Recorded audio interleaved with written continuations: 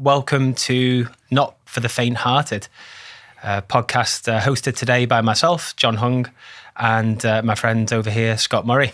Hello. Right, Scott? I'm good, John. Thank you.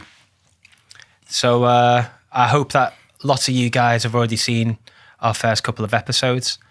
I know lots of people came back telling me I shouldn't wear motorcycle clothes for podcasts, and I thought I'd just up the ante by wearing my scrubs today. But yeah, lots of kind people have come back and said that they enjoyed it, so we thought it would be a good idea to come back and do some more. Definitely. So yeah, last time we talked a lot about heart health. Yeah. And of course, that is the general theme for us. So over the course of these podcasts, we will be talking about heart health consistently, but we want to talk about all the different angles, things that people do, things that you should do, our reflections on that as cardiologists, and also our own sort of experiences, which probably feeds into today a little bit.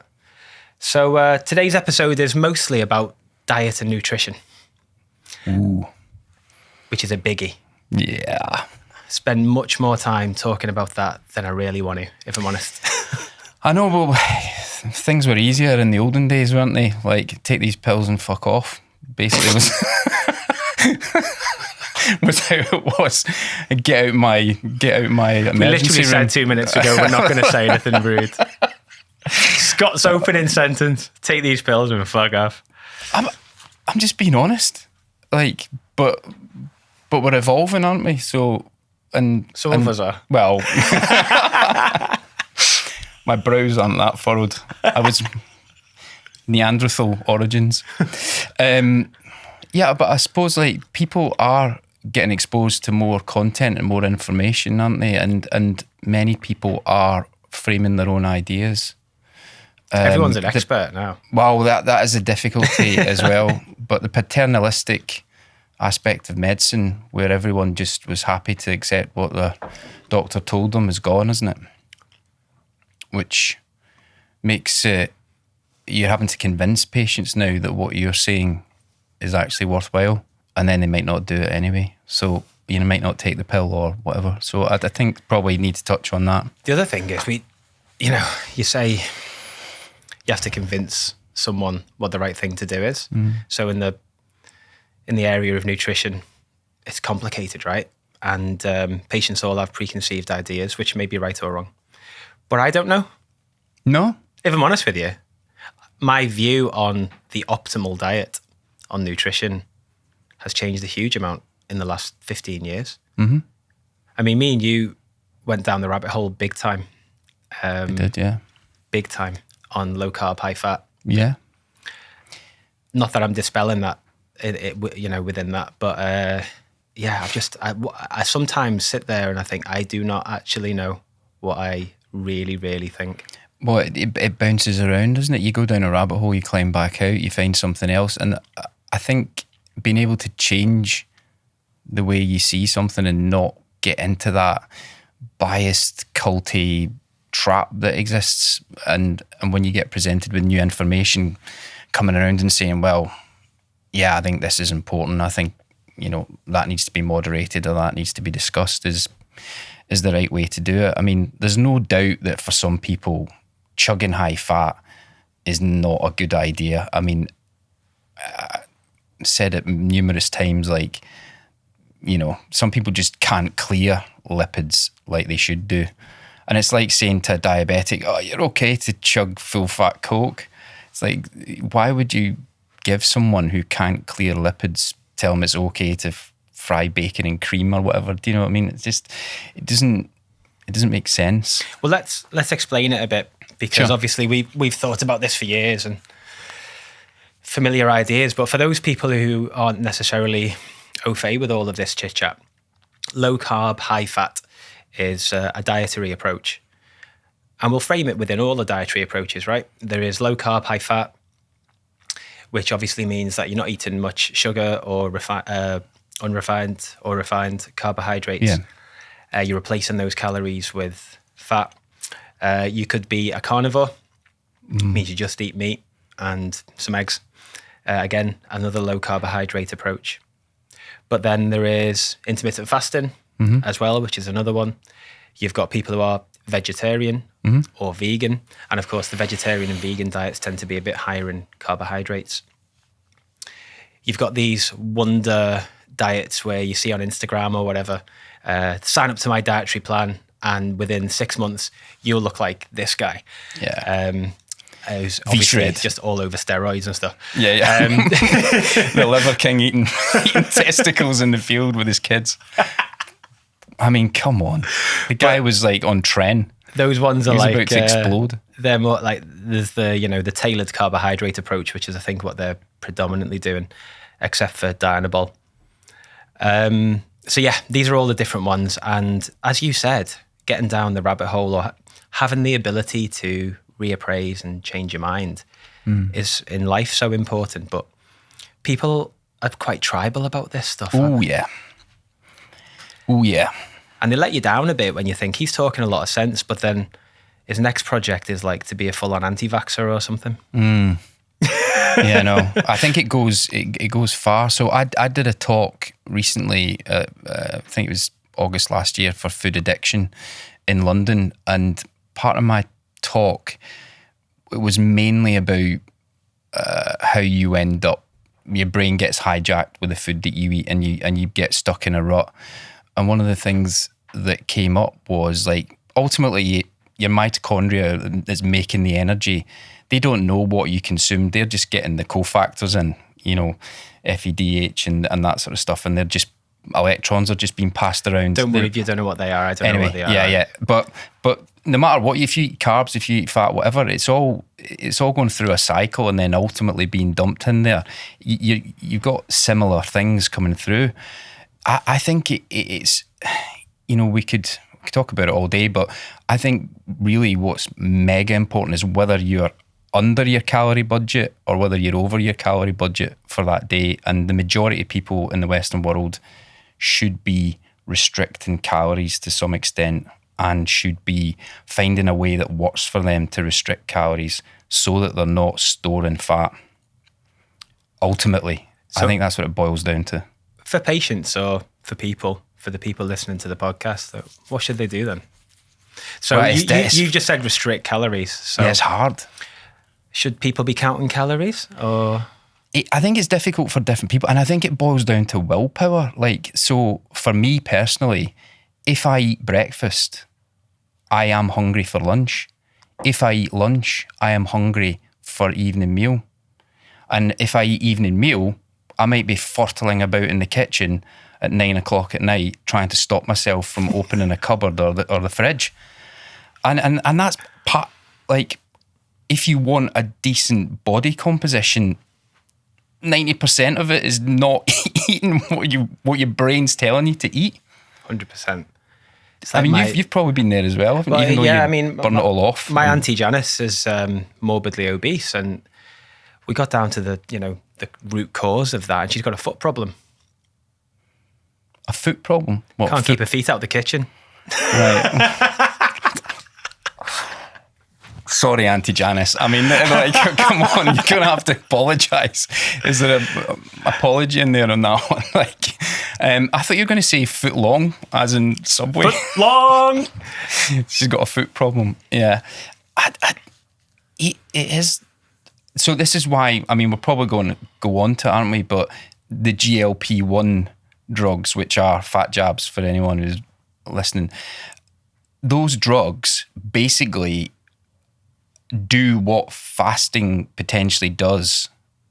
They put you down to one small meal a day and they augment your internal hormones and brain neurochemistry so that you don't have that food noise, which is linked to GABA, which is a neurotransmitter, dopamine, which is a neurotransmitter. Those things are constantly interacting with other hunger hormones like ghrelin, leptin. You've completely fucked up my running order now. No, sorry, but it's... I'm trying to like explain it, but you can do it chemically or you can do it via willpower. But the willpower, if you're going from a place where you're eating 3 meals a day and snacks, you're going to have to find a way to get down, or else you will constantly be looking for your 3 meals a day and your snacks because your body's expecting that. So what Do you know people what I mean? need to do, what are we saying to people? Basically, don't be overweight is the first thing, because we know that being overweight correlates with all sorts of increased risk of diseases, basically name it. And we know that losing weight reduces those risks. Obviously, we're principally interested in cardiovascular, but it's a whole body thing. And so how do you do that? And so all of these diets we've mentioned, people try all sorts. People have been going to Weight Watchers for 25 years, Slimmer World and all of that. And it's just one big roller coaster for a lot of people. And the underlying problem, which you and me have talked about a lot, is the food that you're faced with is all the wrong stuff. You know, you go to the till in Tesco, and what's there as you're walking out? There's just chocolate bars all over the shop. There's cookies at a reduced price. You could nail 5 cookies in like 10 minutes. That's about 1,400 calories. Remember that video you did with on the bike? Yeah. And you like passed out and you were like, then you walked into Starbucks and ate a cookie. It was basically like, that's you balanced it back up again. Did a talk must be about 10 years ago, Scott, in North Wales. Wasn't it? Yeah. And was that with John Sam? I can't remember if John Son was there. Bless him. Our old friend John Sam. Yeah. But we were talking about nutrition and cardiac health, and I did this video Scott's referring to where I work out on the bike like half an hour, high intensity, and I'd burnt like 600 calories or so. You basically couldn't stand up afterwards, weren't you? You were absolutely fucked. Proper high intensity, which most people can't do. So you think about half an hour's worth of exercise, that was like turbocharged. Then I just demonstrated in terms of food how quickly you can rub that out and totally just absorb all those calories into a big chocolate bar or one of those horrible coffees you get full of like coconut and toffee and... I mean, if anyone's out there who's struggling with their weight, like get the easy stuff out the way first. Like I saw someone walking down the corridor in the hospital today, like not walking, literally like Stay Puffed from Ghostbusters. Do you know what I mean? And then stop, John. We can't malign fat people that badly.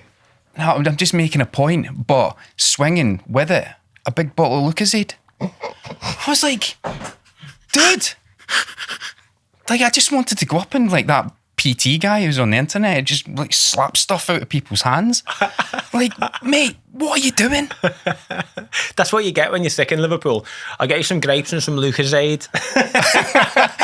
got enough Lucozade, lad? The table side's like 8 bottles of Lucozade. Yeah, they've got like, everyone's bringing in Lucozade. Fucking Ribena. Maltesers. Like, yeah. But I just like timeouts. There are things that you can do immediately to like cut your calorific intake. Right, so let's break it down. What should you do? You're concerned about your diet. Maybe you want to lose weight. Calorific restriction or control. Calorific control. Yeah. Probably number one. How do you do that? So then within that, let me tell you about macros. Loads of people will know about this now. Probably loads of people listening have got MyFitnessPal and stuff like that. Yeah. You got 3 major groups, and it's carbohydrates, fat, and protein. Yeah. All right. Straw poll. Call in now. Which of those food groups are absolutely necessary for life, for you to be healthy, for you to exist? Well, obviously we can't take the calls. We're not quite at live radio, but people think you've got to have carbohydrate. They think that I've never been able to persuade my mum that she can survive a day without marmalade toast in the morning. No, but that's the thing, isn't it? So do you need carbs, Scott? I think if you're a kid and you're trying to grow and or you're like a power lifter or a bodybuilder or you're an elite athlete, I think you probably do. But if you're in training is different. Yeah, but if you're in those situations, it's very likely that your body is utilising that in order to, keep you alive and make you grow and make your hormones correctly. But I think, like, if you're an overweight diabetic, I've started to sound like fat bastard from the Austin Powers movies now. I was an overweight child, and now my neck's like a vagina. So if you're energy toxic, right, Get in my belly. You don't, if you're energy toxic, you don't need those anyway. You don't need those foods. If you're energy toxic, if your body fat is above 25%, you don't need those foods. You've got enough stored on you to last a few weeks in a cave or whatever. There are some people who could last months on a water fast. I'm not joking. Like there are academic examples of people who've put on vitamins and water fast and lost, half of the body weight. Easy. Yeah. And there are some people who need to do that, but it's getting them to that point. What's a normal medically body supervised. fat? Remember Rick Waller's was 60%. What did Ricky Gervais say? Rick Waller, 60%. And he was shocked. He was like, what were you fucking expecting? No, That's essentially the same fat composition as a pork scratching. Yeah, it's like, it is half man, half biscuit, isn't it? But I think for hormonal health and various things, I think the longevity thing is 12 to 18% body fat for a man. Different for women? Different for women, because women obviously store fat differently and better than men because of estrogen, and partly one of the reasons why less heart disease in women, possibly because they store fat better than men. But yeah. So does low carb, high fat make sense to you then? Not necessarily. I think the reason why it works for specific individuals who are hyperinsulinemic, high insulin in the blood, and their body has become completely and utterly deaf, dumb and blind to insulin, is that you are eating foods which do not require insulin to be released from the pancreas. Protein will to some extent, but not as much as high GI carbs. So if you cut them out, you're basically giving your pancreas a rest, and you're giving the tissues that are being fried by insulin a rest, so they got the chance to get the sensitivity back. And I think that's where it can work. But I think the type of fat has been maligned now. It's like, oh, you can just tuck into whatever you want. But actually, there are healthy fats that you could be eating, but they cost a lot of money. So it's a difficult one. But yeah, I think it's useful for people who are hyperinsulinemic, insulin resistant, diabetic, because it cuts that payload that they've got of carbs, sugar and insulin all in the mix. That's why I think that works. And David Unwin's proven that. Roy Taylor's proven that. Although Roy Taylor was strict calorie restriction, it still works.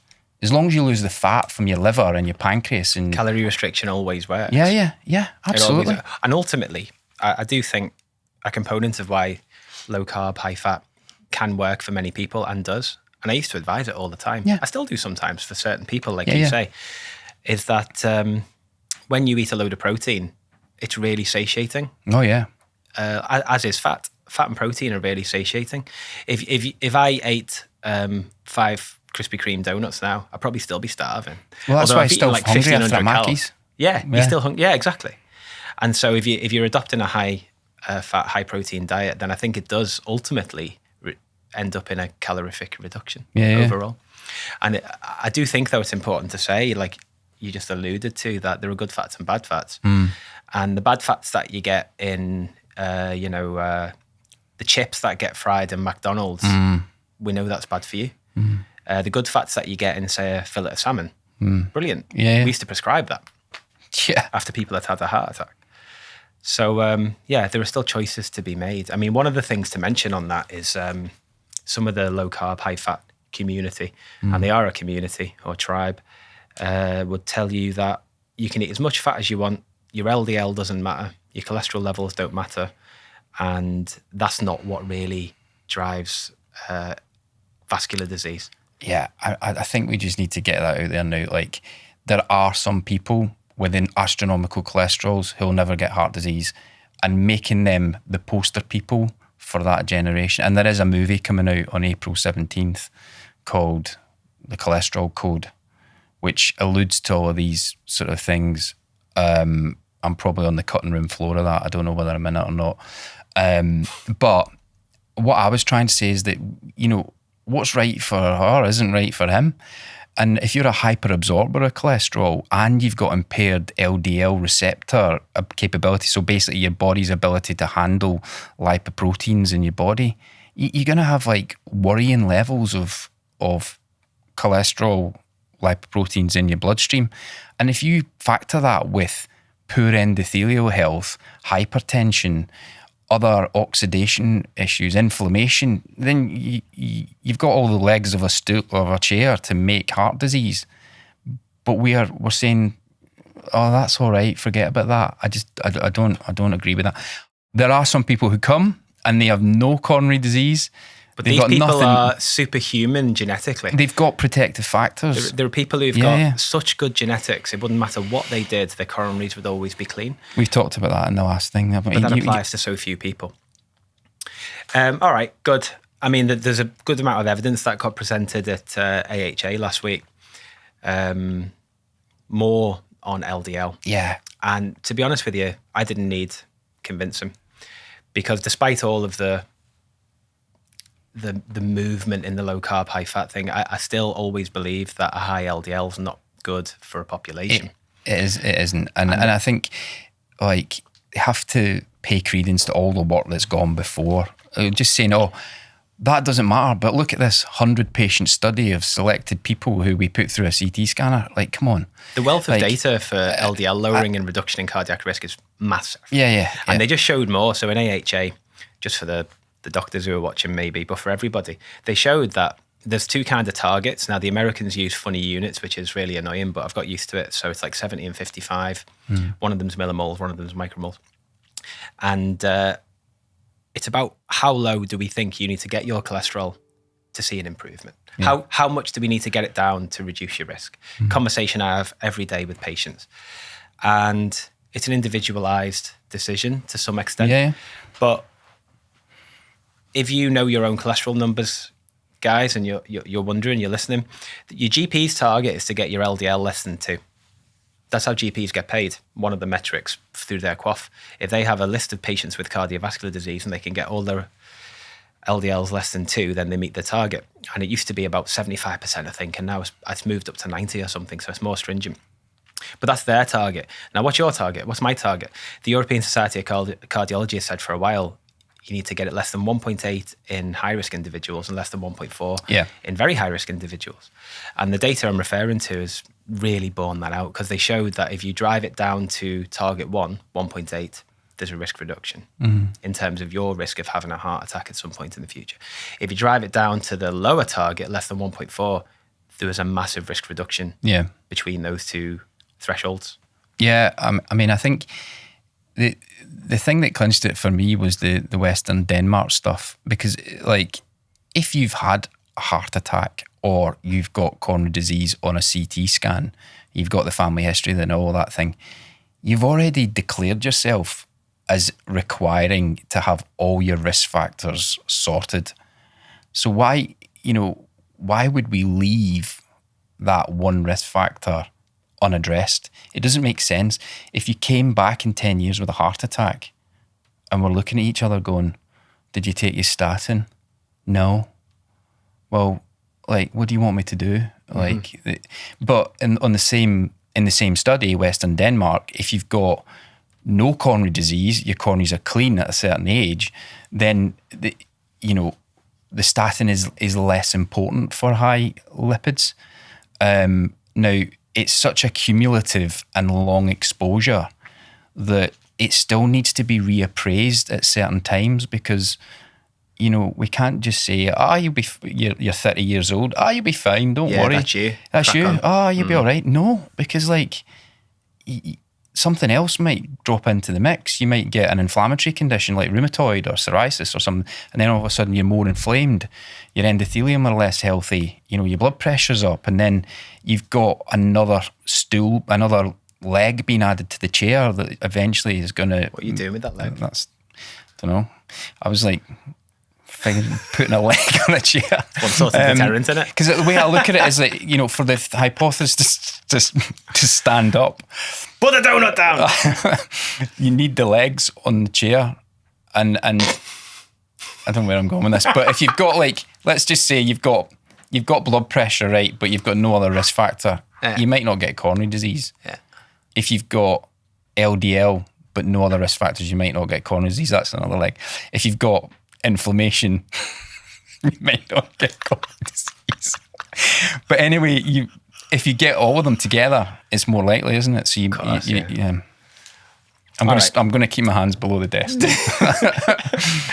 Let's talk about Mounjaro. Okay. You mentioned it before. Fat jabs. Yeah. I know loads of people listening to this will be really interested. You described it before. It's a chemical way of reducing appetite. It's a chemical way of reducing calorific intake, losing weight. And so much data is coming out now. Yeah. So much data. Even genetic data recently, just in the last week, about whether you respond or don't respond. There's genetics being published on whether you're a responder or non-responder. I haven't read the paper yet. It only came out in the last couple of days. But yeah, they're I think they'll get to I haven't met anyone who hasn't responded yet. Yeah. People plateau a bit sometimes. But I worry about resistance. Yeah. What happens when people get resistant to GLP-1s in the future? Yeah. And they're just like, they're putting weight on despite doing the highest jab. Because the worry is losing muscle mass, making more fat cells, and then suddenly it just doesn't work anymore. Imagine 10, 15 years from now when everyone's GLP-1 resistant and we're looking around going, right, what's the next thing? What else do we give them now? But because they're putting weight on GLP-1s. The best treatment that we wish we could prescribe to everybody is to just exercise a lot and eat a bit less in it. So it's I would like to say I prescribe it quite a lot now. I can see the benefit to so many people. Yeah. And my patients who've been on it have universally benefited. Weight comes down, blood pressure goes down, off the meds, not in atrial fibrillation anymore. Not diabetic anymore. All of so much stuff. Back pain goes away because they're less heavy. Yeah. The benefits I think are massive. But what does it mean to become resistant to a GLP-1 agonist? Maybe you do know the biochemical answer, Scott. But I think part of this, and what I say to the patients is, this drug is support. It isn't the complete answer. Yeah. It will help you to lose weight, definitely. And the data proves that. And my own experience with my patients has definitely proven they all lose weight. But you need to somehow sustain that. You need a longer term plan and you need to do your bit as well. And the trouble is a lot of people who come to maybe go onto that medication at some point later in life is that they've been overweight for a long time and perhaps they haven't developed the right exercise habits and the right nutritional habits. And going on the medication will definitely support, but it also has to come with the other stuff. Learning to make sensible nutritional choices and increasing your calorific burn. What you said about muscle loss is so important because people who don't exercise and then lose 20 kilograms of weight, they'll start losing muscle cells. Yeah. And that's part of it as well. Sometimes you can't exercise when you're very overweight, but as that improves, an exercise program has got to be part of it. Yeah.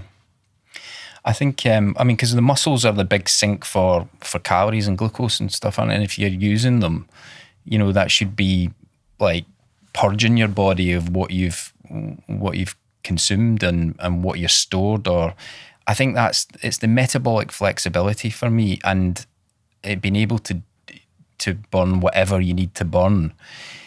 Diet and exercise helps that undoubtedly.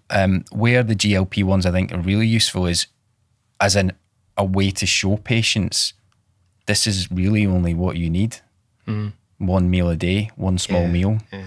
And then I'm sure there's plenty of people who've maybe managed to come off it, to come off a GLP-1 and then not gone back on because they're able to realise that their brain is just chasing dopamine and it's some sort of boredom or something that's making them have the food noise, and that they know that can go away if they eat one meal a day or 2 small meals a day of fat and protein. Or some people obviously can eat what they want, but if you're only eating one meal a day, you might only be consuming 1,000 calories max. You don't need that many calories. Might be 1,500 or 2,000. BMR, your basal metabolic rate. Yeah. Mine's probably about 1,700. Yeah. I could sink that in one meal if I wanted. Yeah. What about intermittent fasting? I'm saying it because I'm in a fast right now. Yeah. I last ate, what day is it today? Friday. I last ate Wednesday night. Okay. So I didn't eat all day yesterday. I haven't had anything today yet. So what are you consuming in order to do that? Loads of water and caffeine. I have, black coffee. Black coffee, yeah. Not excessively. I've got one there. I had one this morning, and it is an appetite suppressant, isn't it? Caffeine, yeah. I absolutely would recommend, if people are not too sensitive to caffeine, to try and start the day with a black coffee, and then and tons of water, and then at lunchtime, if you're starting to feel hungry, have another black coffee and loads of water and see how you feel. And then if you can get to, what happens to me is I tend to do that on a Monday and Tuesday because I've overdone it at the weekend, is by about 3-4 o'clock, I'll start to go really cold peripherally. I'll start to feel a little bit shaky, like I need something to eat. And then if you open your eating window at 3-4 o'clock, but you close your eating window at 6 or 7 o'clock, 4 hours before you go to bed, 11 o'clock for me, then you started the process. And then you're basically fasting whilst you're asleep. When you wake up in the morning, a black coffee for lunch, a meal at 4 o'clock till 7 o'clock. I mean, it's hard to consume 2,000 calories in 3 hours. Because you get, especially if you're eating like chicken or fish or meat or something like that. When you don't eat, you don't feel as hungry. I'm not hungry. No. It's bizarre in a way, because I should be. But I've done it a few times before. I do it for athletic purposes, and the less I eat, the less hungry I am. No, absolutely. It's the carbohydrate roller coaster. Yeah. Did we say that in the previous episode? I don't think we talked about it, but... wake up and have breakfast, have a load of cereal, toast, breakfast bar, all just a load of sugar. Blood sugar goes up, and feel a bit better for that minute you're happy. Yeah, so it's fine. But then your pancreas kicks out a load of insulin to bring down that high blood glucose. That's just what your body does, and that works. But unfortunately, it always overshoots a bit. Yeah. And what happens is you're hungry when your blood glucose level is falling. Mm-hmm. It's not necessarily that it's low. It is a bit that, but it's the downtrend. Do you remember? I was going to say, do you remember your pissy little bitch thing that you put? You had the CGM and you put a message on saying, "Here's my CGM when I was a pissy little bitch after some bran flakes." Do you remember that? Explain that to what? So I was wearing a continuous glucose monitor again, just because I'm a data geek, I suppose. And do you know the thing that drove my glucose up the highest on the CGM? It was what are those? Snacker Jacks. What's that? Caramel flavoured Snacker Jacks. Do you know what they are, John? Yeah. It's Snacker Jacks. Yeah, like popped. What are they? Like a puffed wheat type thing. Yeah. Like a wee. But it's just covered in a fine layer of caramel flavoured sugar. Awesome. But they're sold. Another thing that's sold as a health food. But like Belvita breakfast bar type. Yeah. It's just basically like have a fucking Twix. Like it's basically the same thing. Do you know what I mean? Oh, I'm going to have some healthy cereal this morning. You might as well have 4 Snickers. Or marathon, if my dad's listening. No, a marathon. What's a Snickers, lad? Hey, John. Go on, do your Scouse accent, go on. Hey, John, what's a Snickers, lad? As I was saying then, so Snacker Jacks, my glucose went off the charts, like within 10 minutes. And it didn't come down for ages. But I forgot what I was talking about now. So your sugar shoots up in response to these refined carbohydrates, and then insulin kicks in. On that descent, as the glucose is coming down, you feel hungry. You're a pissy little bitch, is the quote. And that's when you, like 10:30, 11 in someone's working day, I'm hungry now. I'm looking forward to lunch. Or maybe I'll go for a coffee and I'll have something else. And all that happens is that hunger hits you, therefore you respond, you eat again. Another shitload of carb, sugar goes up, and then more insulin, another descent, and then you eat again. And that is just up and down. You kick it off in the morning with a carb load, which you think's healthy, but maybe it definitely isn't. And then you can't escape that. So when you don't eat breakfast and maybe you just have a coffee, black coffee's got no calories in it. You don't kick that off, and your serum insulin is low because it's not been needed to metabolize. So it remains low. and you don't have that up and down. Mm-hmm. I've had this conversation about breakfast so many times, but you don't need breakfast. Yeah. Your body's probably a better place metabolically whilst you're fasting in the morning, and then it's like, oh, breakfast is the most important meal of the day. Well, it's kind of just, you should be extending the fast, because you if you eat, you're just gonna set those hormones off for more eating. Like, it's especially if you are, and we've talked about personal fat threshold a little bit on the podcast, but if you're over fat, right, and your fat cells are at maximum, what I say to patients is, let's say you have 4 Weetabix or whatever, tank it down. When that energy is in your system, it's floating around looking for a home, goes to the fat cell. Can I come in? Your fat cells are going under the skin. No, mate, no room at the fat cell motel. Back you go. So back into the bloodstream, back to the liver. The fat cells are Glaswegian. No, mate. No, mate. Fuck off. No, but back to the liver. Liver goes, all right, okay, bit of energy here. I'll package it up, make it into VLDL cholesterol, put it back out, and then that can go and try and drop triglyceride off at every cell and see if any other cells need energy, chapping through all the cells in your body. Everyone's like, I'm fine, mate. I've made what I need. I've got nothing. I don't need you. So triglyceride coming back around to the liver again. Liver's like, I just can send you out there. Why are you back? All right, store you as fat now. And whenever the triglyceride is high in the bloodstream, it doesn't cross it blocks your blood-brain barrier. So your brain is not able to get the hormones into your brain that you need to tell you that you are satiated, that you don't need food. So whilst you've got all that shit floating around in your bloodstream, like glucose, triglyceride, you're blocking, your brain's getting hijacked. Your brain still thinks you're hungry because you haven't sent the messages through from your fat cells that you don't need anymore. And that's why people continually consume over and over again.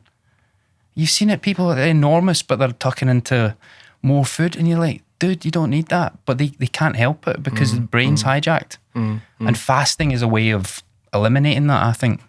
I'll say it again, it's no one's fault. No. But I'm just saying the brain's hijacked. Yeah, so like, it's not your it's fault. not our fault. You're not hungry, you've been hijacked. Yeah. If you're overweight, that's mostly not your fault. Yeah. What do you think about veganism, Scott? How long have we got, JP?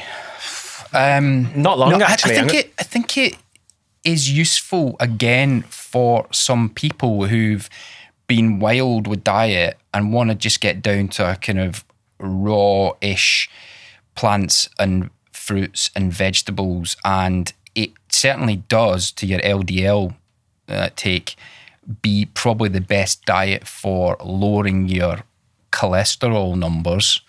And therefore we should pay credence to that. And Can you get all your vitamins and minerals though? No. Can you get your B12? No, you can't. You know, and there are a lot of cofactors and micronutrients and things that you will be missing from animal foods. You know, carnitine and creatine and coenzyme Q10, various things like that you get from eating animal foods. So I don't think it's a complete diet, but I think some people thrive on it. Some people do really badly on it. And, you know, there's multiple stories I'm sure people are aware of people who've done really badly on vegan, vegetarian diet. But some people, it's an ethical choice. It's the same as religion, isn't it? You've got to make a religious choice. You make an ethical choice. So each to their own. But I think it'd be better if more people did embrace colourful fruits and veg. 100%. To get all those like micronutrients that are in that. But it needs to be paired for me with a hunk of good quality protein. Which I think if there's going to be a message, because obviously, you know, listening to that, people might still be thinking to themselves, I don't know what to eat, I've still got no idea. But I think protein's the most important thing. Is that fair to say? I mean, back to my original question, which of the food groups do you need? You definitely need protein. Oh, yeah. You can get by without carbohydrate. You can turn fat into energy. Yeah. That's what I'm doing now, because I've not had carbs for like however long, hopefully I'm taking fat out of those cells where it's all been stored and I'm converting that to energy. So I've not needed to eat any carbohydrate, but I will at some point have to have some protein, the building blocks of your body. Because you don't want to you don't want to start chewing through your muscles, and that's extended fasting where you don't want to do that because you need your muscles for the bike. Yeah, so I'm not going to do it too long, and I'm not going to do it all the time. Proteins, like you need about a gram to 2 grams of protein per kilogram body weight a day, don't you? Yeah. Depending on what you're doing, who you are, probably. So for me, I'm trying to get more than 100 grams a day. It's quite a lot, by the way. It is, yeah. That's 4 tins of tuna or 3 big chicken breasts. Yeah. You know. But I think Stuart Phillips is the man on that. If anyone wants to look him up, Stuart Yeah. Phillips, he's a professor in McMaster or something like that. He's done all the studies, 1.2 to 1.4 grams of protein for your average punter. But if you're obviously a bodybuilder or you want to like max it, you can go higher. But obviously then if you've got other health conditions, you need to be a little bit careful. But Yeah. someone said way back, we're all bodybuilders. What type of body are you building? Right? And it's like, you know, there was the picture of the lean, like sort of bodybuilder guy who's eating protein and salad and drinking water. Yeah. And then there's a guy who's building an obese body who's eating fat and carbohydrate. And there's protein is the lowest macronutrient there. That's the lethal combination. Yeah. Fat and carbohydrates stuck together. I'll give the example again. Krispy Kreme donut. Oh, yeah. Irresistible. Doesn't satiate you. You can eat 10 of them and it's the worst thing for you, probably. Yeah, I think because you store the fat, you store the calories, or your body, like I said, is looking for a home for that. If you're already maxed out on your body fat, and we should probably talk about the whole BMI body fat thing so that people understand that. Like your BMI is not your body fat percentage, because you could have very little muscle, which I'm technically obese, yeah. heavier. Yeah. So your BMI might look okay, but your body fat is more important. So if you can get scales that will be able to tell you roughly what your body fat is, they're not great. It's not a DEXA scanner, but it's accurate within you. So if you stand on it and your visceral fat's gone down and your body fat's gone down, you're doing okay. So that's what I advise the patients to do, is to forget about BMI and look into things like fat-free mass index and your actual body fat percentage. What about waist circumference? That's No, that's the other thing is, what's your waist to height ratio is a good proxy for whether you're metabolically healthy to some extent. All right, listen, so in a nutshell then, Scott, what's your closing remarks here about nutrition? It's mega complicated. It's different for different people, but if you want to sum it up, don't eat. No, don't eat 3 meals a day and snacks. And when you do eat, make sure you eat protein and some healthy fat, some colourful vegetables, and drink tons of water. And if you can, drink a black coffee or a coffee to try and suppress your appetite. That's what a GLP-1 fat jab will do. And it'll save you £100 a month, or I don't know how much it is, but I mean, if I would do it, I'd inject them into my arse cheeks to try and make them a bit smaller. But I'm, Stool that side, injection up the middle. But that's what's saving me. That's my little comfort pad, where the fat goes when I overconsume. And some people don't have that. It goes on their heart, their organs, etc. So that's what I would summarise it. Have you got? 48-hour fast is pretty good going. Yeah. You've proven you don't need to eat. Yeah, don't. I try and shy away from like pearls of wisdom because I still feel like I'm working out. But I think things I do know are you've got to have a good protein intake. You should not overconsume calories. Fruit and vegetables are very important. For some people, going low carb or very low carb can be really effective, and particularly if you're diabetic.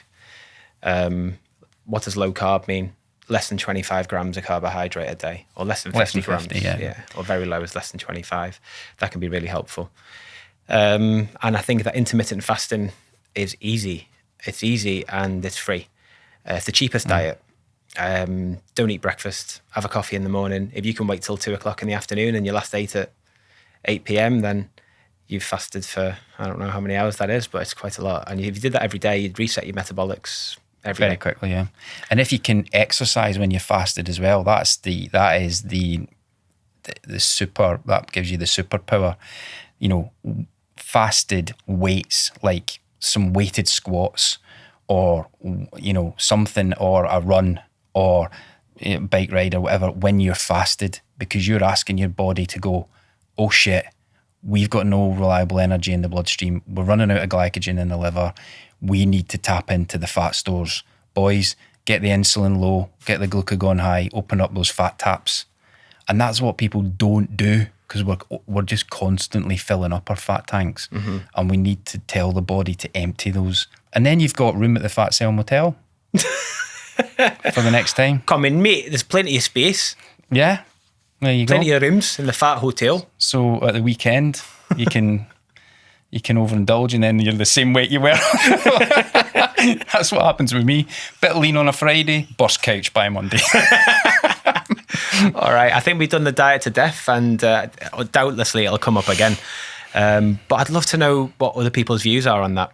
So if you've watched this and you're interested, and maybe you've got comments or questions, please comment below, or on whichever media that you're in, and contact us. Let us know what your approach is, what works for you. Or if you've got specific questions, we'd be delighted to answer them in the next episode. So we're going to cover other stuff, obviously, in the next few episodes. Yeah. We've got loads to talk about. We just touched on some. We've got exercise. We've got wearables, which I want to go into, and you know, the benefits of knowing your own data and knowing your own body, and you can maybe tell me the downsides. But otherwise, lots of good tips on how to keep your heart healthy. Yeah, thanks, John. Thank you. Thanks, Scott. Catch you later. All right, see you.